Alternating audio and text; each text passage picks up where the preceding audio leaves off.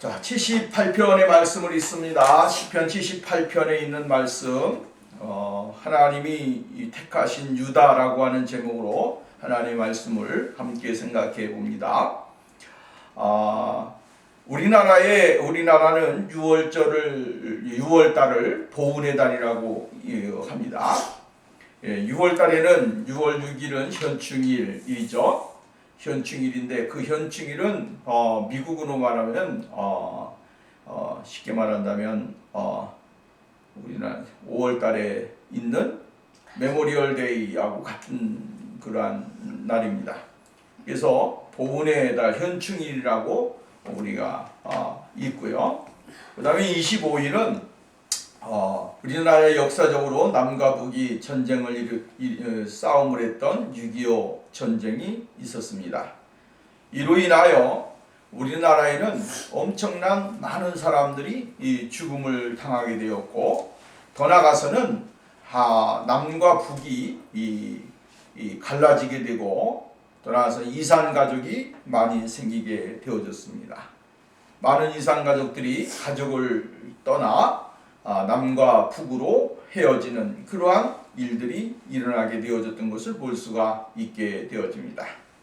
오늘날에는 이러한 많은 아픔을 겪은 역사적인 일들이 우리나라를 통하여, 대한민국을 통하여 있어진 것을 우리는 볼 수가 있게 되어지죠. 이제 역사의 그 오랜 세월 속에 그 아픔은 지나갔지만, 그러나 그 아픔의 삶을 살아가는 사람들은 오늘날도 계속 이루어지게 되어지는 것을 볼 수가 있게 되어집니다. 과거를 잊는 백성은 망하게 되어지는 것이죠. 과거를 잊어버리게 되어지면 오늘 현재를 부정하게 되어지고, 오늘 현재를 부정하게 되어지면 내일을 또한 부정하는 사람이 되어질 수밖에 없게 되어진다라고 하는 거야. 그렇기 때문에 늘 과거를 잊어버리면 안 되고, 또한 과거를 희석시켜도 안 되는 것이죠. 과거가 있기 때문에 오늘 현재가 있고, 오늘이 있기 때문에 또한 내일이 있다라고 하는 사실, 그리고 그것 때문에 오늘 우리가 살아야 되는 목적이 있고, 또한 해야 할 일들이 있다라고 하는 사실을 우리는 잊어서는 안 된다라고 하는 말씀입니다. 하나님께서는 이스라엘 백성들을 택하셨습니다. 택하시고 이스라엘 백성들에게 은혜를 주셨는데, 그 은혜 가운데 있는 것이 뭐냐면 하나님의 거룩한 자녀들의 삶 가운데 행해야 될 모습을 우리들에게 가르쳐주고 있는 것입니다. 하나님은 오늘 우리들에게 이스라엘 백성들에게 과거의 삶을 잊지 아니하고 항상 늘 하나님의 뜻을 깨닫고 발견을 할 수 있는 그러한 자리에 들어가도록 만들어 주기를 원하신다라고 하는 말씀입니다. 과거를 잊지 않고 살 수 있는 것, 그들에게 하나님께서는 놀라우신 은혜를 주셨지요. 하나님의 말씀을 통하여 과거를 잊지 않도록 해주시게 되어진 것을 볼 수가 있게 되어집니다. 이스라엘은 애굽에서 하나님의 구원을 받게 되어지고, 그 구원 속에 하나님의 약속을 받는 그러한 사람들로 인증되게 되어진 것을 볼 수가 있게 되어집니다. 홍해를 건너고 광야의 여정을 지나면서 그들은 하나님의 그 축복을 더욱더 확실하게 느끼면서 살 수 있었다라고 하는 사실입니다. 거처할 수 없는 그러한 광야의 삶 속에도 하나님은 그들에게 먹을 것과 마실 것과 거처할 수 있는 장소, 또한 낮에는 구름 기둥과 밤에는 불 기둥으로, 또한 메추라기로 그들의 삶을 이어주시게 되어진 것을 볼 수가 있게 되어집니다. 하나님은 이스라엘에게 필요한 것이라고 한다면, 그들이 원하는 것이라고 한다면 모든 것을 다 주셨습니다. 그리고 그들의 삶에 풍요를 채워주셨고, 그들의 삶에 정말로 싫지 아니하는 삶을 하나님이 허락해 주시게 되어진 것을 볼 수가 있게 되어집니다. 이 광야의 역사 속에 하나님은 모세를 사용하셨고, 또 모세가 이제 하나님의 그 놀라운 축복의 땅을 들어가기 전에 그의 후계자인 여호수아를 통하여 하나님의 약속의 땅을 바라보면서 나갈 수 있는 그러한 은혜를 주셨습니다. 그리고 여호수아를 통하여 요단강을 건너게 하셨고 또한 가나안을 정복하는 축복을 주시게 되어진 것을 볼 수가 있게 되어집니다. 이러한 하나님의 은혜가 그들에게 임하였다. 그것을 우리에게 이야기해주고 있는 거예요. 78편의 모든 내용이 바로 이러한 내용인 것입니다. 하나님께서는 이스라엘 전체의 삶을 이끌어 주시며 주의 삶에 놀라운 복을 주셨다라고 하는 것입니다. 그들이 가나안 땅에 들어가서 농사를 짓거나 그들의 생활 가운데 있어졌던 모든 것들을 하나님 황충도 없게 하셨고 그들의 삶에 넉넉한 것으로 채워주셨습니다. 그로 인하여 그들은 가나안 땅에서 얻은 것을 가지고 생활할 수가 있었고 하나님의 축복을 받는 그러한 자리에 들어가게 되어진 것을 우리는 볼 수가 있다라고 하는 것입니다. 그러므로 오늘 우리는 이 말씀을 오늘 본문 말씀을 보면서 앞에 있는 말씀의 쭉 내용의 모든 것은 하나님 앞에서의 인생의 삶이 얼마나 중요한가를 우리에게 가르쳐주고 있는 거야. 그렇지만 사람들은 어떠한 삶을 살았느냐? 하나님은 이렇게 복을 주시고 놀라운 곳으로 축복을 해주셨는데 사람들은 죄 짓는 곳을 향하여 나간다라고 하는 거죠. 늘 하나님의 말씀에 반대되는 삶을 살고 하나님의 진리를 왜곡하는 삶을 살아가게 되어지는 것입니다. 그렇기 때문에 하나님께서는 그들을 이끄시는 방법이 늘 하나님의 강건하심, 하나님의 인도하심 속에 이루어지게 되어진다는 사실을 우리에게 이야기해주고 있는 것입니다. 우리도 늘 하나님의 말씀을 어긋나게 살려고 노력하잖아요. 막 하나님의 말씀은 이것인데 이 말씀을 떠나서 생활하려고 하는 것이 인간의 본성이라고 하는 거예요. 늘 자기 자중심적인 삶을 살아가려고 한다라고 하는 거예요. 이것이 우리의 본성이에요. 그런데 하나님은 이 본성을 깨우치고 또한 낮아지게 하셔서 하나님의 진리의 뜻을 쫓아 하나님의 말씀을 쫓아서 살아갈 수 있도록 이끄시는 분이 바로 하나님이시다라고 하는 사실을 우리에게 가르쳐주고 있는 것입니다. 이스라엘의 엄청난 큰 역사 가운데 하나님은 놀라운 것으로 그들을 이끄셨고 복을 주셨다라고 이야기해주고 있습니다. 오늘 65절 이하의 말씀에 보면 이렇게 이야기합니다. 때에 주께서 자다가 깬 자같이 포도주로 인하여 외치는 용사와 같이 일어난다. 하나님이 자다가 깬 자같이 또 오늘 성경 말씀에 나와 있는 것과 같이 포도주로 인하여 외치는 용사와 같이 하나님이 일어나신다. 이렇게 이야기를 했습니다. 하나님이 그들의 생활 가운데 안 계시는 것 같이 그들이 생활을 하는 겁니다. 하나님은 그들 가운데 임하시지 않고 하나님은 역사하지 아니하는 것 같이 그들의 삶을 늘 그러한 생활을 살아가게 되어졌다라고 하는 것입니다. 그러니까 이스라엘 백성들이 어려움을 당할 때에도 하나님은 침묵하셨습니다. 우리가 지난주에도 말씀드렸습니다. 하나님의 침묵이 있다고 해서 하나님은 일을 안 하시느냐? 아니죠. 하나님은 침묵 가운데서도 일을 행하시는 분이십니다. 그 침묵 가운데 하나님께서는 우리가 고난을 당하고 어려움을 당하고 슬픔을 당하고 눈물을 흘리고 괴로움을 당하고 정말로 이루 말할 수 없는 그러한 일들을 우리가 당하지만 하나님은 그 가운데서도 지금 일을 하고 계신다라고 하는 사실을 잊지 말아야 되는 것이에요. 여러분 보세요. 바닷물이 있습니다. 물이 있는데 이 물이 잔잔하다고 해서 물이 흐르지 아니하는 것이 아닙니다. 정말로 푸르르고 넓고 우리가 보기 좋은 그 바다를 그 수평선을 바라보면서 그 수평선 속에서 그냥 잔잔한 것 같지만 그러나 그 속에서는 뭐가 됩니까? 움직이는 거예요. 물이 움직인다 이 말이. 동으로 서로 회오리를 치면서 위에는 잔잔한 것 같지만 밑에서 파도 치면서 움직이는 것입니다. 우리는 그것을 볼 수가 없습니다. 보려면 어디 가야 됩니까? 들어가 봐야 되는 것이죠. 오늘 하나님이 우리의 인생사에 있어서 우리는 어려움을 당하고 고통을 당하고 있는데 하나님은 가만히 계시는 것 같아요. 그런데 그렇지 않습니다. 하나님은 지금 이 시간에도 우리를 위해서 지금 일하고 계시는 분이시에요.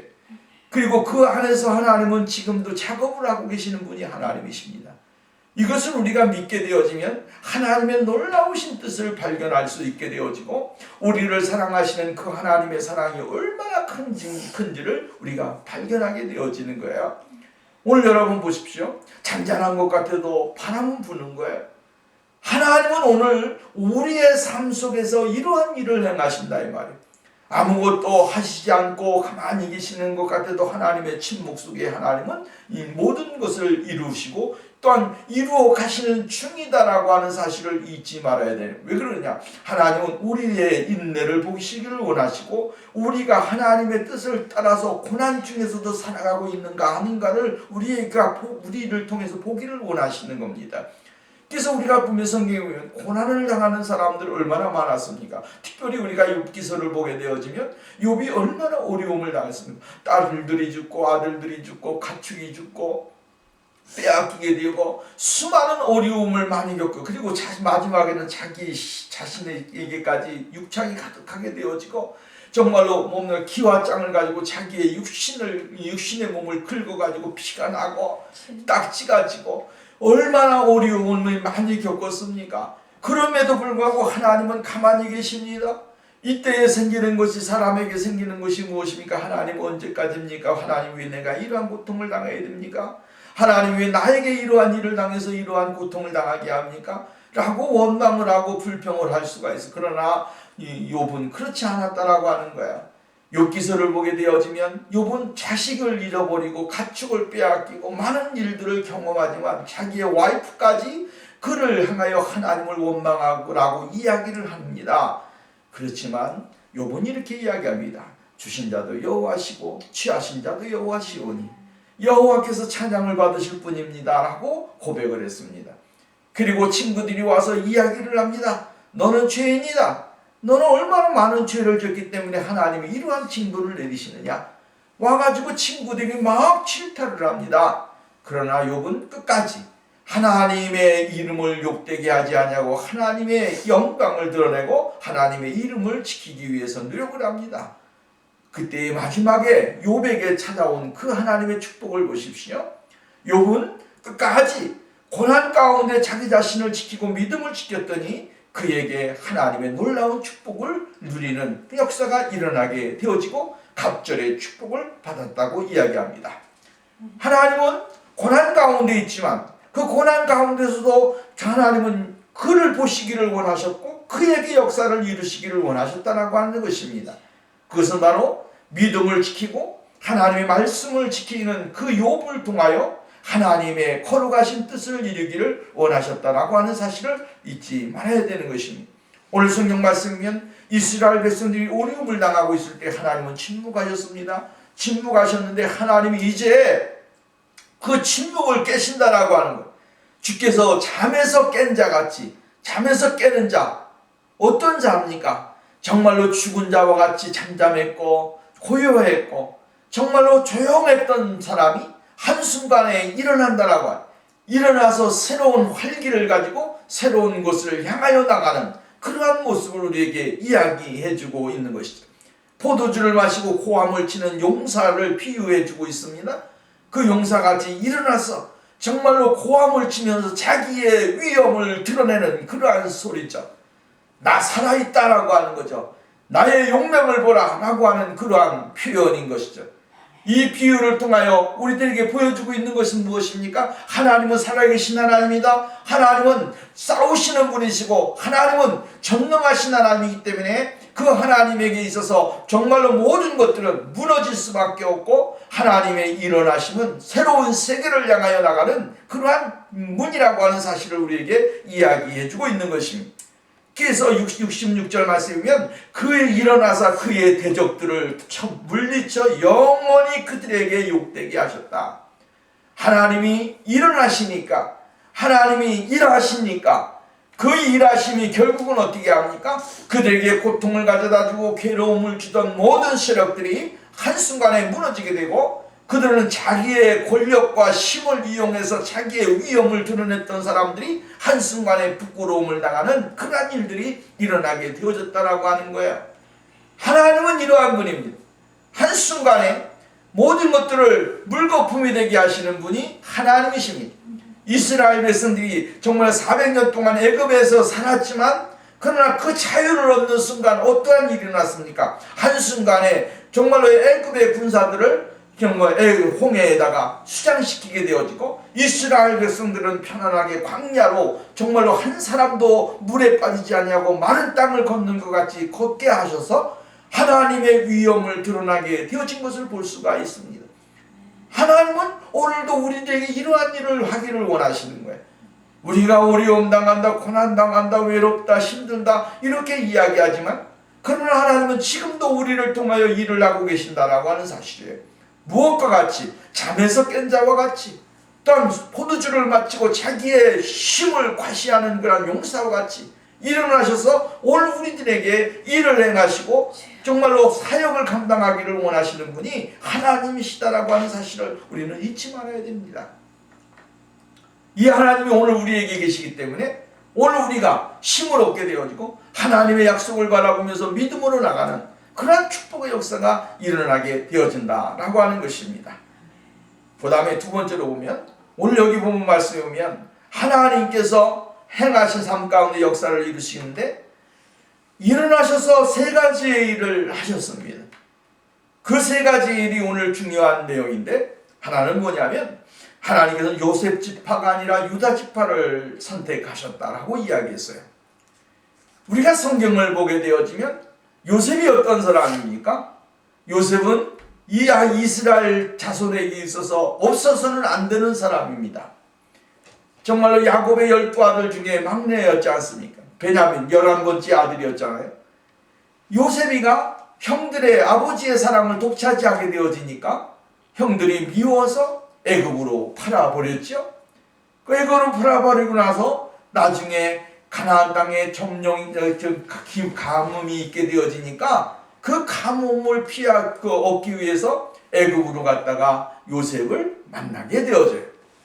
그리고 그의 아버지 야곱을 다시 애굽으로 불러들였고 그 애굽에서 삶이 어떤 삶이 되었습니까? 이제 400년 동안 400년 이스라엘의 그 애굽 종살이의 삶을 살게 되어져요.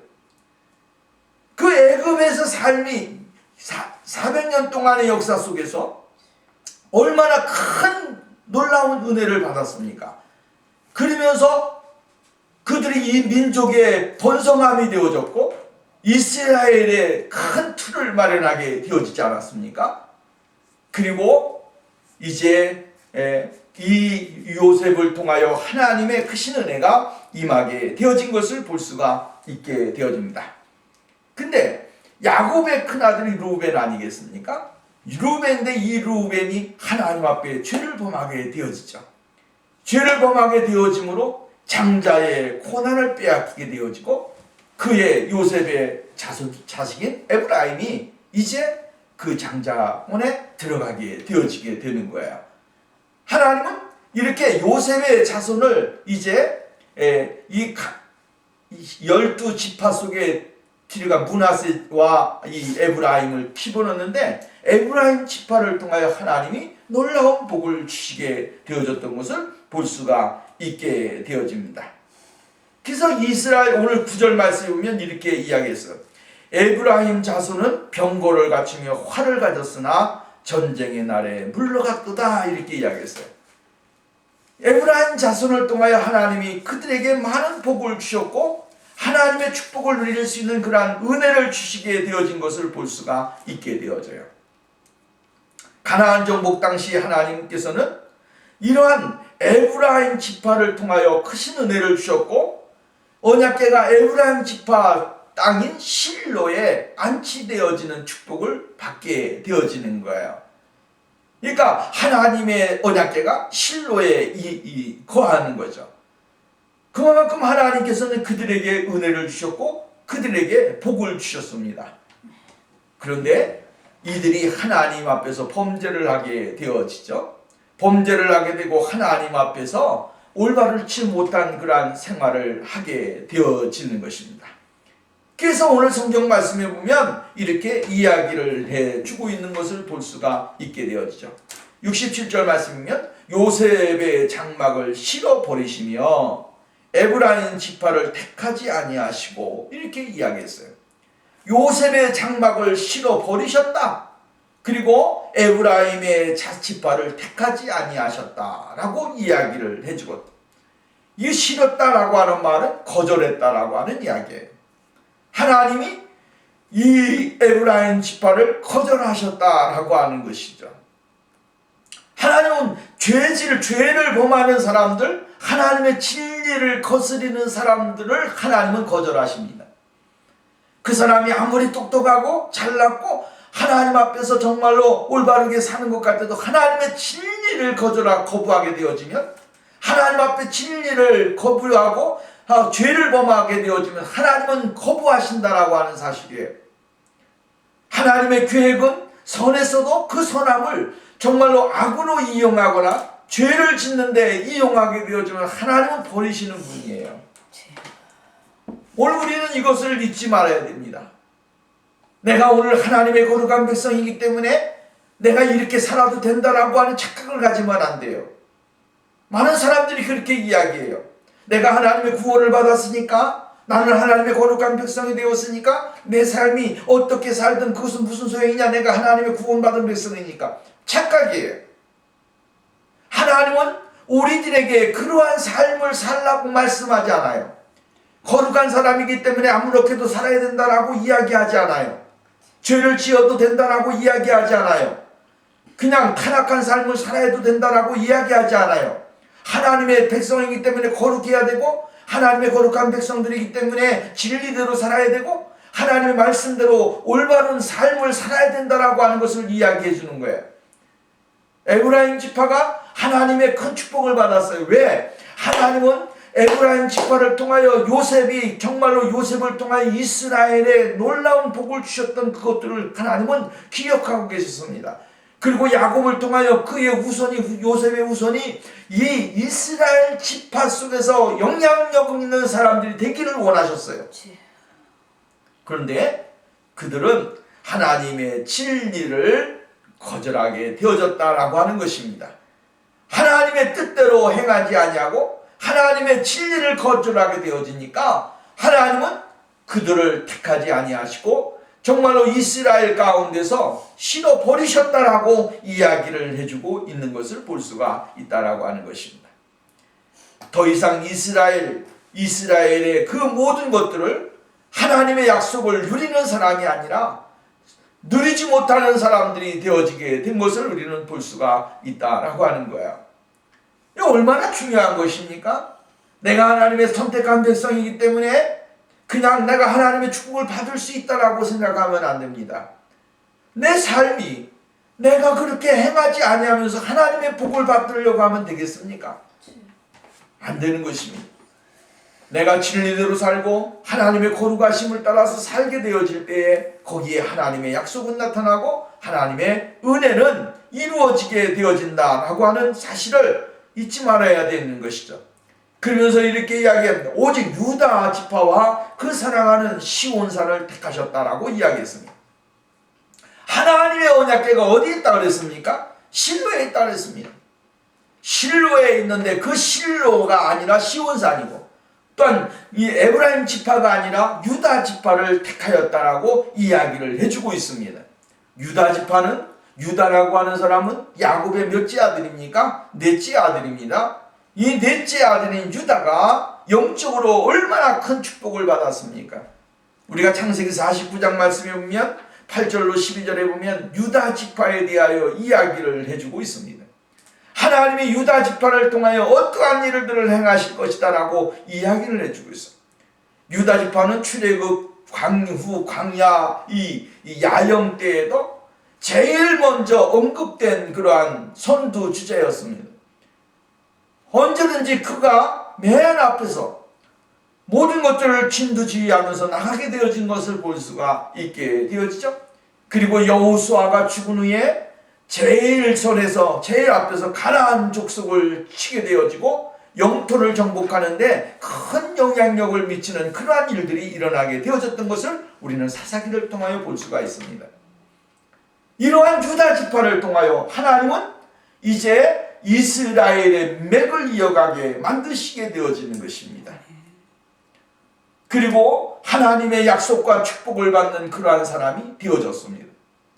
야곱의 넷째 아들이지만 그 야곱의 넷째 아들이 이제 장자의 축복을 받게 되어지고 하나님의 놀라운 축복을 누리는 사람이 되어졌습니다. 그리고 유다 지파를 통하여 이제 다윗이 나타나게 되어지고 이 다윗을 통하여 누가 나타납니까? 예수 그리스도가 이 세상에 오시는 축복을 누리게 되어집니다. 얼마나 큰 축복이고 은혜입니까? 오늘 우리가 여러분 하나님의 약속을 누리게 될 때 그 약속이 영원히 나에게 이루어지기를 위해서 기도해야 되고, 내가 하나님의 그 약속을 영원히 누리면서 내 자손이 영원히 누리면서 살 수 있는 삶이 되기 위해서 기도해야 됩니다. 하나님 앞에 죄악을 범하거나 진리를 거역하거나 하나님의 법을 떠나게 되어지면 하나님은 그를 택하신 것도 물르시는 분이 하나님이십니다. 왜? 그 선택은 누가 가지고 있습니까? 하나님이 갖고 계십니다. 우리가 갖고 있는 것이 아니에요. 하나님이 기뻐하시게 되어지면 그 선택함이 영원한 기쁨이 되어지고 은혜가 되어지지만, 하나님의 선택 가운데서 하나님 버리시는 것도 하나님의 주권 중에 하나다라고 하는 사실이에요. 거기에 대해서 누구도 이야기할 수 있는 사람은 없다라고 하는 거예요. 두 번째로 오늘 성경 말씀에 보면 실로가 아니라 시온산을 택하셨다 이렇게 이야기했어요. 그가 사랑하는 시온을 산을 택하시며 그의 성소를 산 내 높음같이 영원히 두신 땅같이 지으셨도다. 시온산을 택하셨다라고 이야기했어요. 실로가 아니라 이제 하나님의 임재가 있는 장소가 바뀌었습니다. 실로에서 어디로? 시온산으로 바뀌었다라고 하는 것입니다. 여기서 우리가 의문을 가질 수 있는 것은, 하나님은 왜 어떤 것을 선택하시고 어떤 것은 버리시는가? 하나님은 이렇게 우리가 이야기를 할 수가 있습니다. 앞에서 말씀을 드렸지만 하나님의 주권이에요. 하나님의 주권에 우리가 이렇게 저렇게 이야기할 수가 없습니다. 하나님은 왜 에덴 동산에다가 정말로 좋은 것만 만들어 놓으시기 위해 선악과를 주었을까? 우리는 의문을 갖게 되어지죠. 그거 안 만들었으면 괜찮았을 거 아니냐라. 하나님은 그것을 통해서 하나님의 법을 준수하는 길을 열어주시고, 하나님의 계시, 하나님의 말씀의 법을 따라서 살 수 있는 그러한 길을 열어주시기 위해서 주신 거예요. 근데 사람들의 마음은 늘 어디로 갑니까? 하나님의 법이 아닌, 진리가 아닌 곳을 향하여 나가게 되어지더라라고 하는 것입니다. 왜 한 가지 먹지 못하는 거가 독이 있는 거 안 먹으면 되는 것입니다. 독이 있는 거 먹으면서 살아야 될 필요가 없습니다. 이 세상에 맛있는 게 얼마나 많이 있고, 이 세상에서 정말로 누리는 게 얼마나 좋은 게 많이 있습니까? 술을 안 먹어도 되는 것입니다. 술 안 먹는다고 사람이 죽습니까? 아니요, 안 죽어요. 술 안 먹어도 살고, 술 안 먹어도 건강하고, 정말로 우리가 이 세상에 살면서 정말로 먹을 수 있고 누릴 수 있는 것이 얼마나 많이 있어요. 근데 꼭 그것을 알코올을 먹어야만이 우리의 인생에 행복이 있는 것까지 착각하면 안 되는 거예요. 쉽게 말하면 시가를 왜 피워요? 안 먹어도 돼요. 그거 안 먹는 사람이 일찍 죽고 그렇습니까? 아니에요. 사람들은 늘 하나님의 법이 아닌 것에다가 목숨을 걸게 되어지고 그것을 향하여 나가려고 하는 그러한 생각이 있다라고 하는 거예요. 이게 얼마나 잘못된 것입니까? 하나님은 오늘 우리에게 하나님의 주권과 하나님의 섭리와 하나님의 계획을 발견하고 깨달으면서 하나님 앞에 나가는 그러한 삶을 하나님이 원하신다라고 하는 사실입니다. 하나님의 주권적인 능력, 은혜를 우리가 무시하면 안 돼요. 인정해야 돼요. 인정하고 그 하나님의 거룩하심을 찬양하는 그러한 삶이 오늘 우리에게 있어져야 될 것을 이야기해주고 있는 그러한 말씀입니다. 하나님이 하시는 일에 우리가 무엇이라고 이야기할 수가 있겠습니까?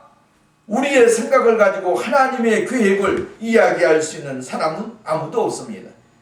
실로는 에브라임 지파 가운데 있는 도시입니다. 이 도시에 있는 그 땅을 하나님이 선택을 하셔서 그곳에다가 하나님을 모실 수 있는 삶을, 그 모습을 주셨다라고 하는 거예요. 그런데 하나님이 이제 실로의 장막은 하나님이 합당치 않다라고 이야기했습니다. 왜 그랬을까요? 그들의 삶이 하나님의 진리를 어긋나게 행동했기 때문이다 라고 하는 것입니다. 하나님의 진리를 왜곡하게 되어지면 하나님은 그것을 싫어하십니다. 어떠한 사람이든지 하나님의 법을 어긋나게 하는 것을 하나님은 제일로 싫어하십니다. 하나님의 말씀과 진리를 따라서 살 때에 그 사람이 하나님의 말씀을 가운데 거하게 되어지는 거야. 오늘 우리가 정말로 하나님의 말씀을 따라 산다라고 하는 것은 굉장히 중요한 거예요. 하나님은 오늘 우리를 그러한 삶을 기뻐하시는 거야. 때로는 우리가 하나님의 말씀을 따라 살지 못할 때가 있어요.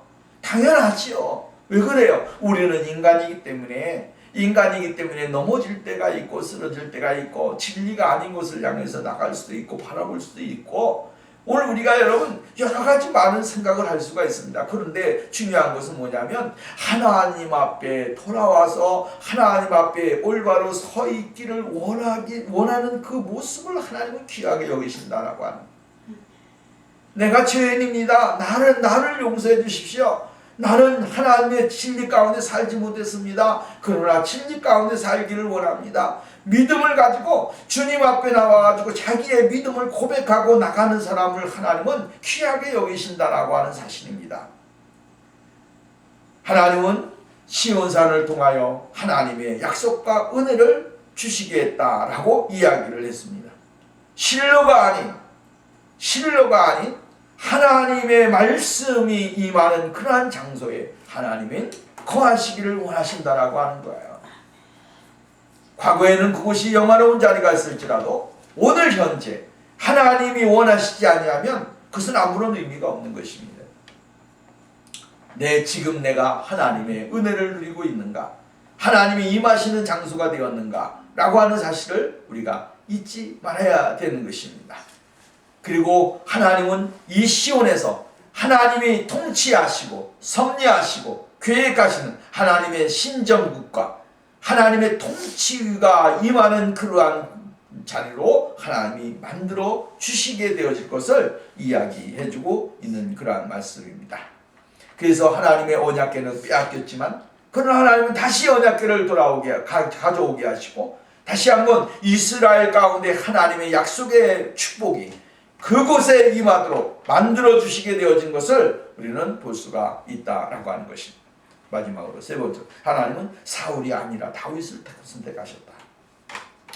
오늘 성경 말씀은 이렇게 말합니다. 70절, 또 그의 종 다윗을 택하시되 양의 우리에서 취하시며 전 양을 지키는 중에서 그들을 이끌어내사 그의 백성인 야곱 그의 소유인 이스라엘을 기르게 하셨더니 이에 그가 그들을 자기 마음의 완전함으로 기르시고 그의 손의 능숙함으로 그들을 지도하였도다 라고 이야기했습니다.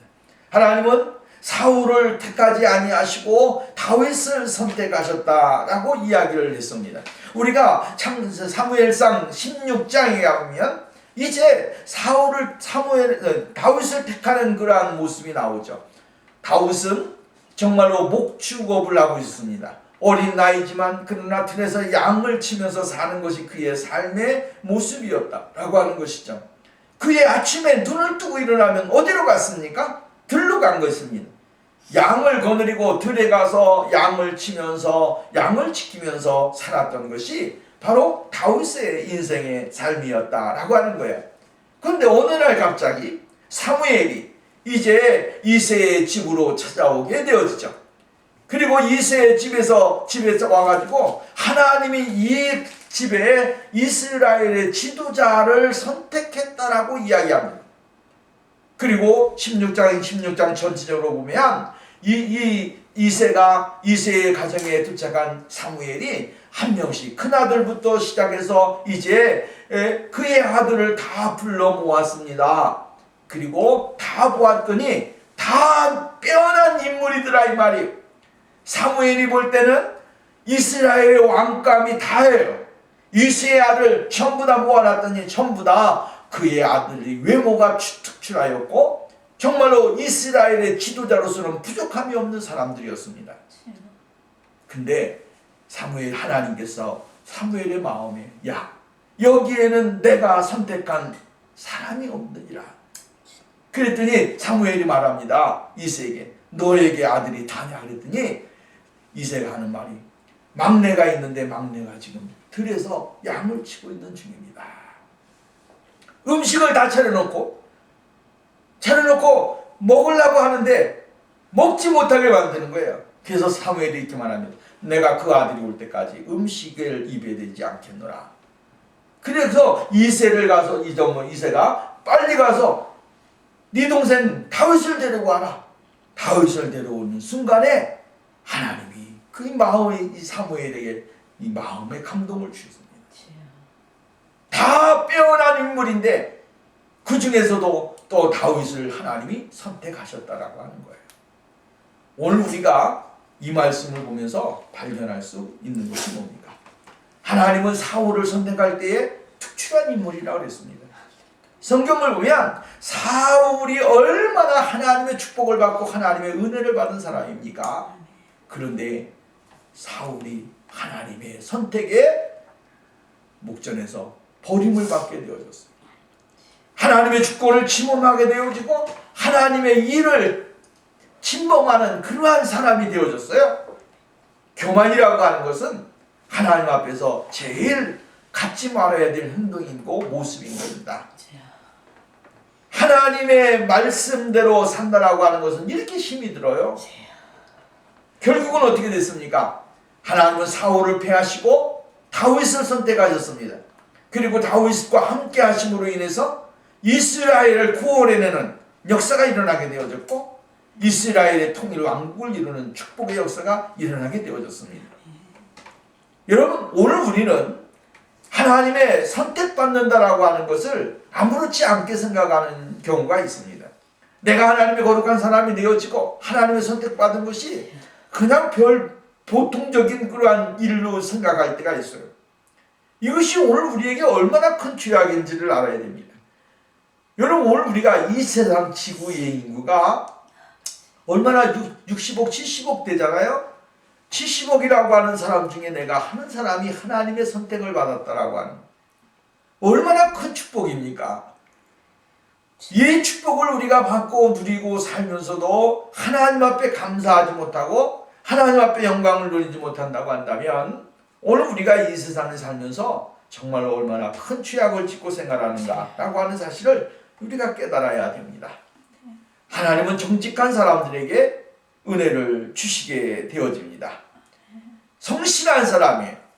다윗은 하나님이 선택하신 다윗은 성실한 사람이었고 또 능력 있는 사람이었고 자신의 삶의 책임감을 가지고 살아가는 열심 있는 사람이었습니다. 하나님이 이러한 사람들을 택하셔서 하나님의 구원의 역사를 이루게 되어지고 하나님의 뜻을 이루는 사람이 되어집니다. 또 다른 한편 다윗은 하나님을 신뢰하는 사람이었어요. 전적인 하나님의 신뢰가 있었기 때문에 그는 어디에 있든지 간에 하나님의 신뢰를 잃어버리지 않는 그러한 사람이 되어진 것입니다. 믿음이라고 하는 것은 굉장한 능력이 있습니다. 오늘 여러분, 오늘 우리가 믿음을 갖게 되어지면 믿음이 있는 사람은 성실한 사람이 되어집니다. 믿음이 있는 사람은 능력 있는 사람이 되어집니다. 믿음이 있는 사람은 신뢰하는 사람이 되어집니다. 믿음이 있는 사람은 늘 하나님과 함께합니다. 그렇기 때문에 하나님은 이 사울을 패하시고 이새의 아들 다윗을 택하니 하나님 마음에 합한 자라 이렇게 이야기하면서 사도행전 13장 말씀이면 다윗을 통하여 내 뜻을 이루리라. 하나님의 뜻을 이루는다고 하는 것은 그 다윗을 통하여 예수 그리스도가 이 땅에 오셔서 구원의 역사를 이루게 되어질 것이고 하나님의 많은 백성들이 예수 그리스도의 그 이름으로 말미암아 하나님의 약속의 자리에 들어가게 되어질 것이다 라고 하는 사실을 이야기해 주고 있는 거예요. 오늘 여러분, 오늘 우리는 하나님의 큰 축복을 받은 사람들이고 하나님의 선택을 받은 사람들입니다. 하나님은 오늘 성경 말씀에 자다가 일어나서 깬 자같이 또한 포도주를 마시는 용사와 같이 하나님이 일어나셔서 모든 제적들을 물리치신다라고 이야기합니다. 그리고 하나님은 택하셨습니다. 무엇을 택하셨습니까? 하나님께서는 요셉 지파가 아니라 유다 지파를 택하셨다. 또한 실로가 아니라 시온을 택하셨다. 또한 더 나아가서는 우리가 잘 아는 대로 사울을 택하신 것이 아니라 다윗을 택하셔서 하나님의 거룩하신 뜻을 이룰 수 있는 그러한 자리에 들어가도록 만들어 주셨다라고 말씀을 해주고 있어요. 오늘도 이러한 하나님의 절대적인 주권과 은혜를 우리가 바라보면서 주님 앞에 영광을 돌리는 축복이 있기를 주님의 이름으로 부탁을 드립니다.